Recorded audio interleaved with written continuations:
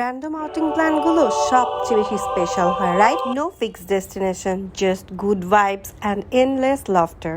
আর তারপর food stop মিনিসের এই yummy yummy ছোট ছোট যে প্যানকেকসগুলো আছে, ও মাই গড, এত ফ্লাফি সফট আর ইয়ামি ছিল যে একদম মনটা খুশি হয়ে গেল আমার।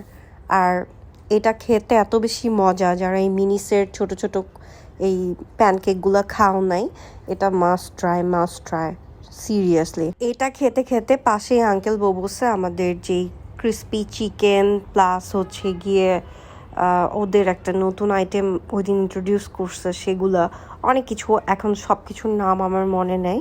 সো এগুলা খাওয়া দাওয়া করলাম। আর এগুলা খেতে খুবই মজা, খুবই।